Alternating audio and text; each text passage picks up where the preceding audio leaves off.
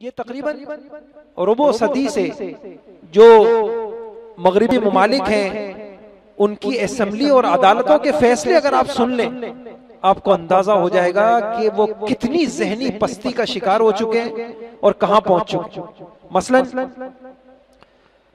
कुछ फैसले मैं आपके सामने सुनाता हूं। चर्च ऑफ इंग्लैंड ने कुछ अरसे कबल अपनी शाखों को ये हिदायत जारी की कि चूंकि बगैर शादी के मियां बीवी के तौर पर इकट्ठे रहने वाले जोड़ों का तनासुब 50% से ज्यादा हो चुका है।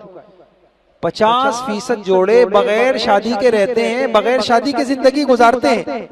तो उन्होंने अपना फैसला ये सुनाया कि चूंकि इकट्ठे रहने वाले जोड़ों का तनासुब इतना ज्यादा हो चुका है और सोसाइटी ने इस अमल को कबूल कर लिया है, इसलिए इस अमल को आइंदा गुनाह ना करार दिया जाए और न ही इसकी हौसला शिकनी की जाए।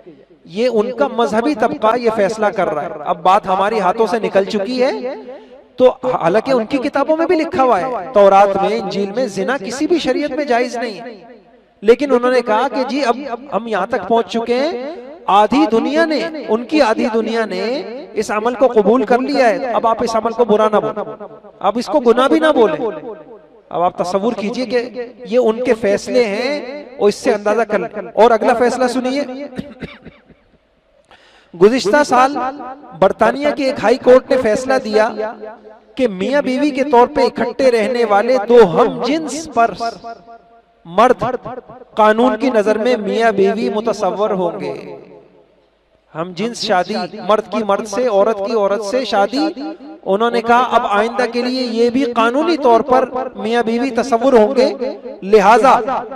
लिहाजा एक दूसरे के, अगर कोई एक मर जाता है तो एक दूसरे के वारिस भी करार दिए जाएंगे। ये बरतानिया के हाई कोर्ट का फैसला है। अब तसव्वुर कर लीजिए, जिस गंदगी को हमारे मुल्क में लाया जा रहा है उसकी इंतहा क्या है? ये उसकी इंतहा है। मगरिब कहता है कि हम तो डूबे हैं, हम तुम्हें भी नहीं छोड़ेंगे, हम तो बर्बाद हो गए, कुछ नहीं बचा हमारे पास, न हमारे पास कुछ भी नहीं बचा। अब हम तुम्हारी तहजीब, हम अपनी गंदी तहजीब मुसल्लत करके हम तुम्हारा खानदानी निजाम बर्बाद कर देंगे, तुम्हारा उलमा से ताल्लुक खत्म कर देंगे, न तुम्हारे पास दीन बचेगा न दुनिया बचेगी। ऐसी इनके और फैसले सुने।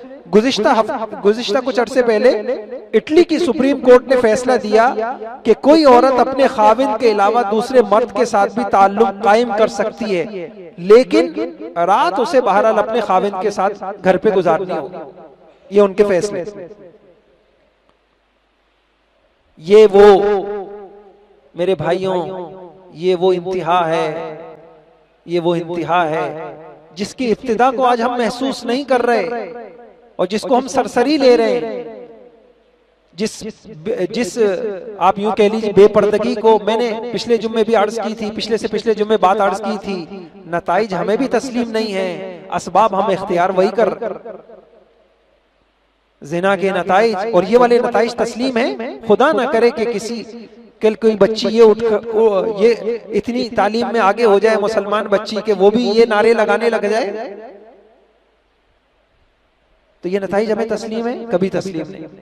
तो मेरे भाइयों, जब नताइज तस्लीम नहीं है, हमें समझना होगा और हमें आज ही होश में आना होगा, अपनी नस्ल को बचाना होगा।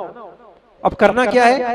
करना क्या है मेरे भाइयों? हल एक ही है। अल्लाह के वास्ते जो इल्म हकीकी है, जो आसमानी इल्म है, जो रब्बे करीम का इल्म है, जो रब्बे करीम ने हिदायत की रोशनी दी है, हम उस रोशनी से आरास्ता करें। हम कुरान से दूर ना करें अपने बच्चे बच्चियों को। हम बड़े शौक से यूनिवर्सिटियां भेज देते हैं। मैं क्या मेंबर पे अर्ज करूं? आपने नहीं सुना कि इन्हीं यूनिवर्सिटियों के अंदर ही तो यही जहन बनाए जा रहे हैं? आपने नहीं देखा कि पीछे यानी कैसी कैसी बातें सामने आती हैं और क्या मेंबर के ऊपर कैसे अर्ज करूं? और अखबारों की जीनत वो बातें बनती हैं कि बच्चे बच्चियों को कैसे कैसे वहां हालात से गुजारा जा रहा है। हम बहुत खुले दिल से जो है इन सब चीजों को कबूल कर रहे हैं। और फिर मेरे भाइयों, जब हाथ से सब निकल जाएगा, हम सिर्फ एक डिग्री के नाम पे, आला तालीम के नाम पे, नाम नमूद के नाम पे, और कसम खा के अर्ज करूं इस मेंबर पर, जब बच्चा रब से बागी हो जाए वो फिर आपका भी नहीं।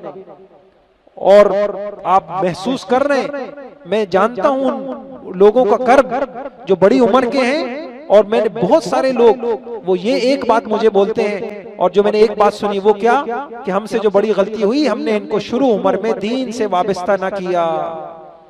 आज पूरी मेरे भाइयों बुढ़ापा गुजारना मुश्किल हो जाता है, जिंदगी गुजारना मुश्किल हो जाती है इस बागी औलाद के साथ, बेवफा औलाद के साथ। क्यों? हमसे कसूर क्या हुआ? हमने इनको मोहम्मद रसूलुल्लाह की वफा ना सिखाई, जो सब वफाओं से बढ़ के वफा करने वाले थे। हमने उनके दामन से इनको काट दिया। हमने इनको कुरान पढ़ाया, हमने इनको तफसीर और तर्जुमा सिखाया, हम इनको अच्छे माहौल में ले गए? नहीं, हम तो यानी मैं अजीब दर्द आपको बताऊं कि बसा औकात एक बच्चा अगर अपने शौक से उस पर अल्लाह की रहमत हो जाए, वो कुछ मौलवियों से जुड़ने लग जाए, उलमा से जुड़ने लग जाए, मस्जिद में दर्स कुरान में बैठने लग जाए, कुछ दीन की बातें सुनने लग जाए, ये चीजें खलती हैं।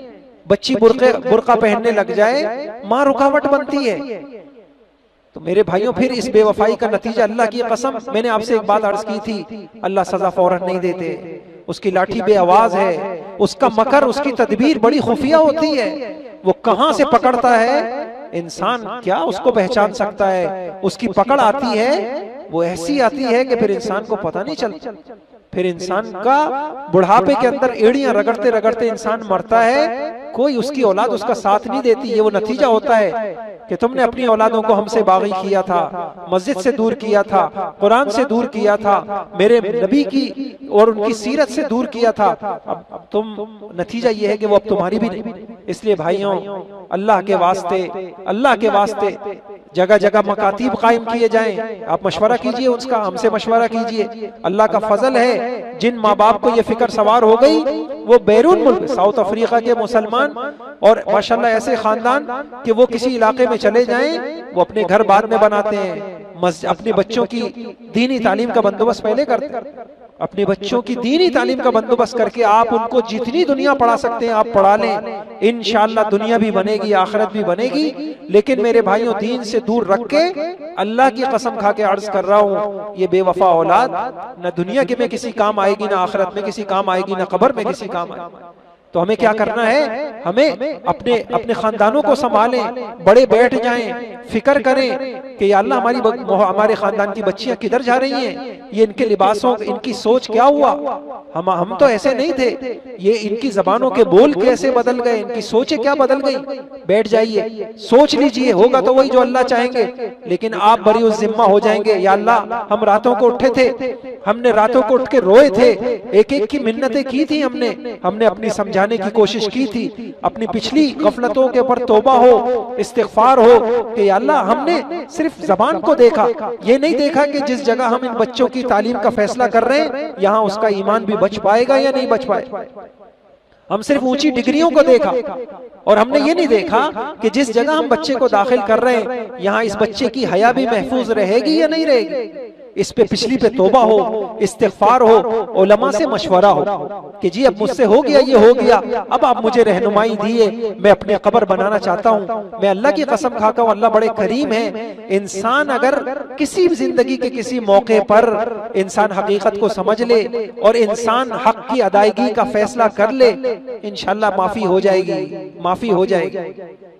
तो हम दूसरा काम ये कर लें, मैंने अर्ज किया कि उलमा से मशवरा करें कि जी अब मैं अपने खानदान को संभालना चाहता हूँ, कोई किरदार अदा करना चाहता हूँ, आप बताइए कि मैं क्या कर सकता हूँ, हमारा खानदान इस तरफ जा रहा है। और इंशाल्लाह उस मशवरों में ऐसी बातें आएंगी। आज भी कितने लोग हैं माशाल्लाह अपनी, उन्होंने हिफाजत कर रखी है अपनी औलादों की, हिफाजत तो अल्लाह ही की है, लेकिन एक माहौल बना के अल्हम्दुलिल्लाह बड़ी खुशी के साथ बड़ी अच्छी जिंदगी गुजार रहे हैं। औलादे मोती हैं, आंखों की ठंडक है, फरमा बरदार हैं, दुनिया भी अच्छी है, इंशाल्लाह कब्र भी अच्छी होगी। ये औलादें कब्र में माँ बाप के लिए दुआ बनेंगी, सहारा बनेंगी, आखिरत में इंशाल्लाह आखिरत में भी सहारा बनेंगी। तो अल्लाह पाक मुझे आपको तौफीक अता फरमा दे। अपनी जिम्मेदारियों को पूरा करना है, मौत किसी वक्त भी आ सकती है, किसी वक्त बुलावा आ जाएगा, तो अपनी जिम्मेदारियों को महसूस करना है और इस गंद को समझना है और इसकी हकीकत को समझना है और अपना किरदार अदा करना है। अल्लाह हम सबको अमल की तौफीक।